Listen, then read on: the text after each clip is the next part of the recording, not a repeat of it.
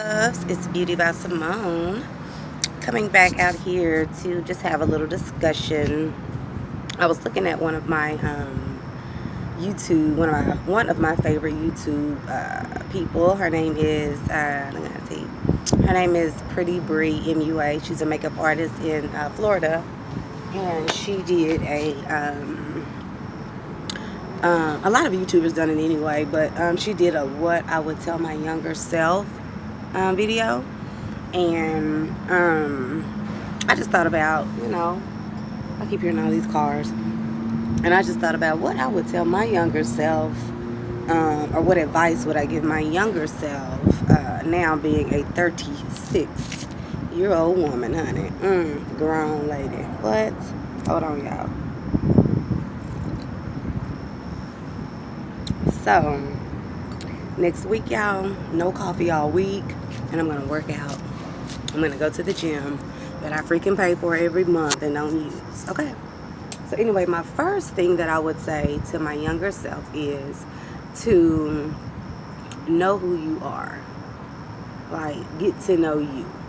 You know, a lot of the times we're trying to figure out other people and trying to make people like us and trying to be likable instead of just being who we authentically are. And I honestly could say I don't think I ever did that as a young kid.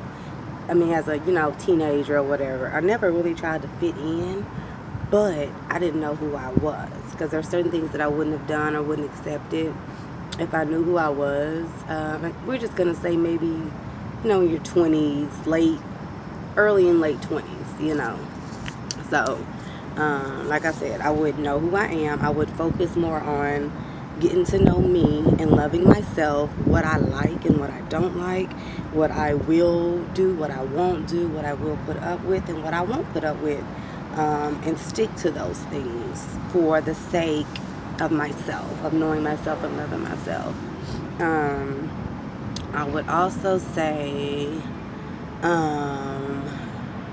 don't let people change you, because I believe, who I was in the beginning. I was always outgoing and always social and, always talked to everybody, and I think as I got older, people, and not necessarily they telling me this directly, but it could be indirectly, or just, hearing people, the friendly thing. We went through that, growing up. Oh, she friendly, but some people are just that way. Not saying that you can run me over and I'm gonna believe, dumb shit.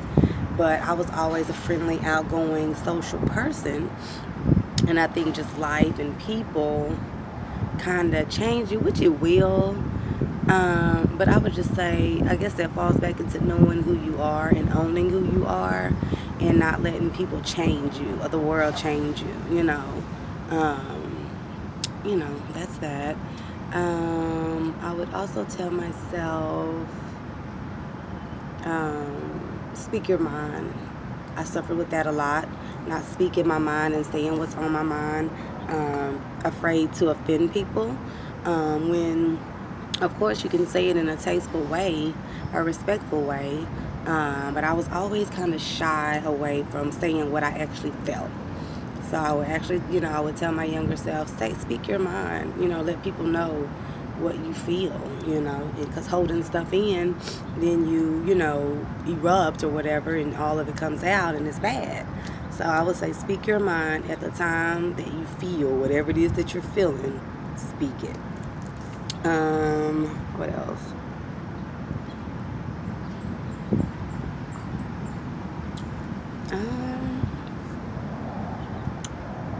That's pretty much it, have confidence, you're not gonna look like everybody else, you have your features, and you have, because I always had in elementary, I used to always get teased about my nose, because I know I got a big nose, but I would get teased about my nose, and it kind of make me feel like, oh, my nose is big. Even now, I mean, I love it, because honey, that nose ain't stopping nothing. I'm still gorgeous. But and kids, they can be mean and whatever, but just love it. Embrace whatever it is that you feel somebody talks about, or you may not like that much about yourself. Find a way to embrace it and to love it. And to accept that that's you and that's how God made you. You're unique. You're special. It's okay. You ain't the only one with a big nose now. So, you know, that was a thing. So I would just tell myself to just be a little bit more confident in myself. Don't compare yourself to other people, thinking that you're supposed to look or be or act a certain way. Just be who you are and love that and own it. That's pretty much it, you know. And just, you know, like I said, it's all about knowing yourself. Self-worth, self-love, and growth, you know, changing and evolving and everything for the better. So I definitely would tell my little younger self that to just, honey, calm down and don't overthink things. Don't stress. Everything happens for a reason, even if it's good or bad. Just know that it's a reason behind it.